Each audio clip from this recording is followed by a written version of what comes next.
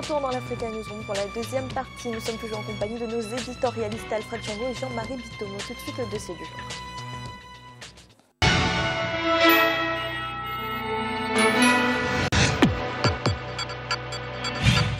Depuis le mois de novembre 2014 et la chute de l'ancien président Blaise Compaoré, le Burkina Faso se trouve dans une période de transition politique. 10 mois après, des réformes ont été engagées, mais plusieurs font polémique.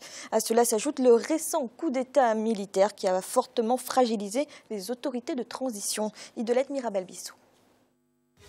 Nous sommes le 21 novembre 2014. Michel Kafando est investi président de la transition au Burkina Faso. Après plusieurs semaines de crise politique, l'ancienne Haute-Volta est prête à se remettre politiquement et économiquement sur les rails.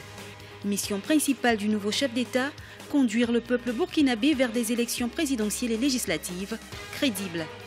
Diplomate de carrière, c'est à Michel Kafando qu'incombera la tâche de rassurer le peuple burkinabé qui, un mois plus tôt, venait de chasser du palais de Kosiam Blaise Compaoré après 27 ans au pouvoir. Plus de 10 mois après son démarrage, quel bilan faire de la transition? Le président Michel Kafando a-t-il été à la hauteur des attentes?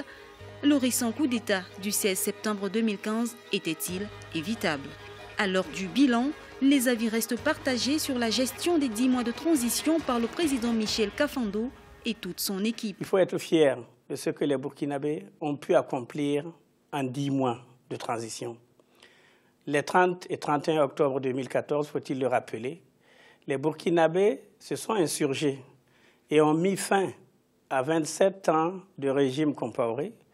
Et les aspirations exprimées par la population, c'était le changement et l'alternance. Je pense que pour toute personne qui connaît ce que c'est qu'une transition, acceptera que les résultats obtenus par l'équipe de la transition, ces résultats-là méritent d'être salués. Tout simplement parce que toute transition est fragile et difficile. La première insatisfaction, c'est que je ne puisse pas comprendre qu'un gouvernement de transition n'ait pas, pour rendre hommage aux martyrs du Burkina, mis en place un système pour que les responsabilités dans la trentaine de morts intervenues, les 31 octobre, 1er et 2 novembre 2014 n'aient pas été situées. Il a fallu attendre la fin de la transition à 1 mois pour mettre une commission d'enquête en place, en sachant bien que dans tous les pays, une commission d'enquête dans ces conditions-là, c'est enterrer le dossier. Donc je pense que là, il y a un vrai problème dans cette transition. Au lendemain du soulèvement populaire qui a poussé à la démission de l'ancien président Blaise Compaoré, les attentes des populations burkinabées étaient immenses. La vie chère, le chômage, la corruption des élites, les défis à relever étaient grands. Il fallait pour le gouvernement de transition et son chef préparer des élections démocratiques pour remettre le pays sur la voie constitutionnelle, mais aussi répondre aux besoins socio-économiques du peuple. Les mouvements d'humeur de la coalition nationale contre la vie chère en février 2015, 3 mois après le début de la transition, étaient un signe d'alerte. Nous disons également qu'on ne peut pas prétendre être sous un régime de transition et faire l'impasse sur les préoccupations des populations. Cela n'est pas normal.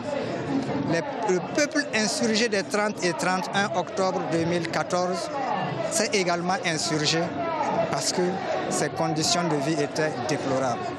Il est tout à fait normal aujourd'hui que le gouvernement se penche un temps soit peu sur les conditions de vie de ces populations. De nombreux acquis sont à mettre à l'actif de la transition au Burkina Faso, le renforcement de la sécurité et de la défense, la restauration de l'autorité de l'État, l'organisation des États généraux de la justice, la réouverture du dossier de l'assassinat de l'ancien président Thomas Sankara, la révision du fichier électoral et l'adoption d'un nouveau code électoral. Mais sur ce dernier point, certains dénoncent le retard dans l'adoption du code. Pour d'autres, l'exclusion des partisans de l'ancien président Blaise Compaoré n'était pas d'ordre à favoriser la cohésion sociale. La question de la mise en œuvre du code électoral, s'il y a eu autant de problèmes, c'est parce que le gouvernement de la transition a tardé à faire des pieds et des mains à un certain niveau pour que la loi ne soit pas mise en œuvre. Il a fallu la volonté du ministre Auguste Barry et le côté volontaire également du président du CNTC Chérif pour que ce code électoral soit mis en œuvre. Donc il y a un péché à ce niveau-là.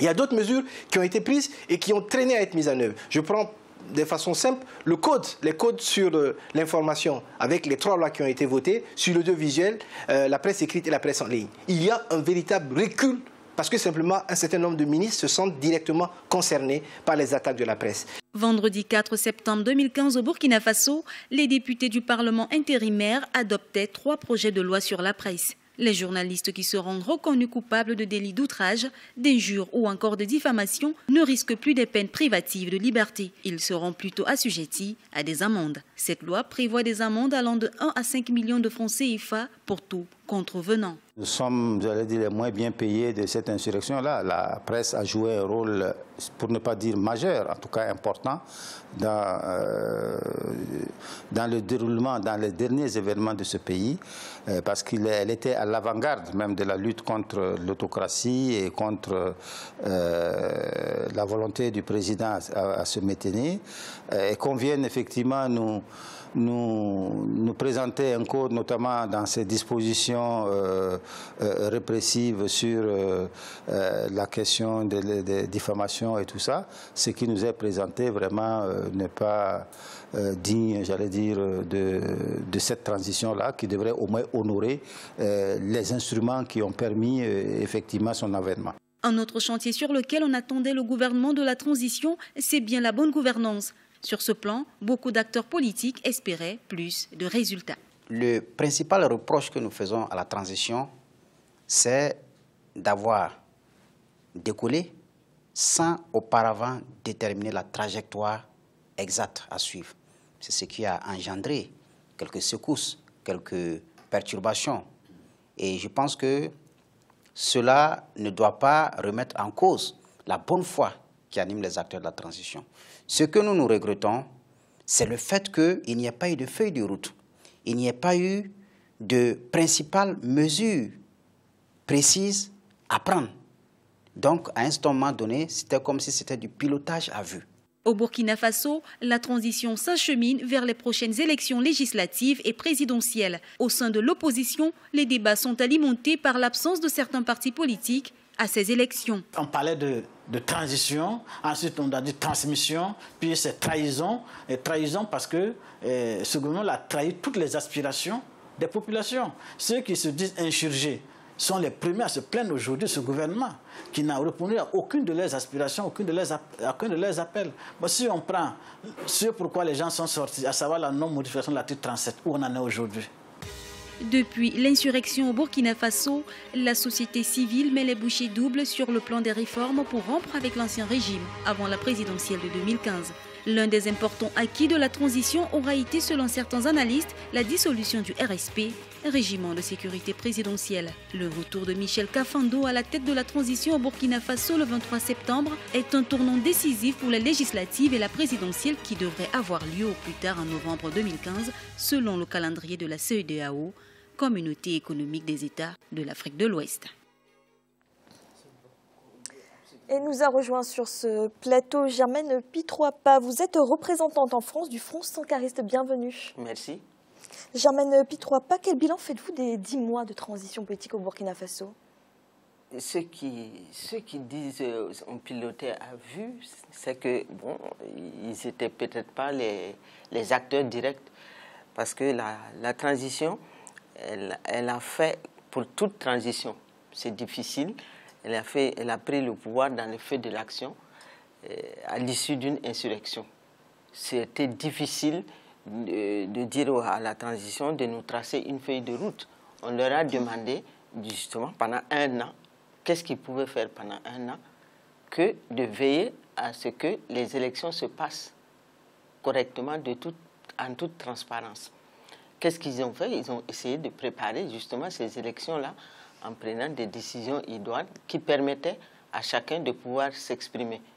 On dit que la transition aurait dû. Mais il y avait qu'à. Ben oui, c'est facile à dire. Il y avait qu'à et il aurait dû.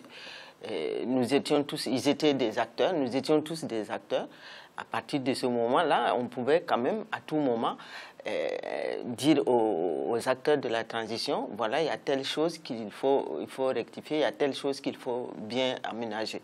Bon, ben, un an, c'est peu pour quelqu'un des gens qui sont venus après une insurrection. Le mécontentement était énorme. On ne pouvait pas satisfaire les mécontentements de tout le monde, notamment sur le plan social. Sur le plan social, on pouvait pas, la transition ne pouvait pas résoudre les problèmes. Il y a beaucoup de critiques sur la cherté de la vie. La transition ne pouvait pas résoudre ce problème-là en un an. Parce que c'est quand même difficile de venir en un an dire, bon, voilà ce que nous allons faire. Parce que quand on sort de l'argent, il faut savoir où est-ce qu'on le prend. Parce que la transition n'est pas venue avec des milliards. Dans un budget, il y a les sorties, il y a les entrées. S'il n'y a pas d'entrée, on ne peut pas faire sortir un budget. Il y a quand même des actions du gouvernement de transition sur lesquelles vous émettez des réserves aujourd'hui? Des réserves, non, pas particulièrement. Pas plus que ça. Pas de réserve, je n'ai pas de réserve à émettre. Je serais à leur place, je pense que j'aurais fait peut-être pas mieux. Donc c'est facile à dire qu'à faire. Parce que cette transition, on a beau critiquer, heureusement qu'ils ont accepté, notamment ceux qui sont à la tête de l'État, qu'ils ont accepté, comme ils disent les critiques, de piloter. Parce que ce n'était pas facile, après 27 ans presque de dictature, de venir remettre en route un État qui était devenu tellement absent et qu'il n'y avait que des affairistes, c'était difficile. Alfred, on peut dire que le gouvernement de transition, il a fait ce qu'il a pu avec le peu de temps et le peu de marge de manœuvre qu'il avait? Fanny, moi, je suis tout à fait du même avis que Germaine Pitroapa. Dans la mesure où, effectivement, on ne pouvait pas attendre du gouvernement de transition qu'il fasse autre chose que ce qu'il a fait, c'est-à-dire avec pour première tâche conduire le Burkina Faso vers des élections libres, transparentes, crédibles, d'une part, et d'autre part, examiner un certain nombre de dossiers, comme le dossier Thomas Sankara. C'est pourquoi le coup d'État qui a eu lieu tout récemment a perturbé volontairement ce calendrier. On aurait pu savoir effectivement si le corps exhumé, quels étaient les résultats de la médecine légale sur cette question de la mort de Thomas Sankara. Et puis il y a d'autres crimes qui ont été commis par le frère de Blaise Compaoré. Ça aussi, ce sont des dossiers qui ont été confiés. Alors, donc, moi, je ne blâmerai pas Kafando ni Zida d'avoir fait ce qu'ils ont fait dans des circonstances très, très compliquées. Tout le monde le sait.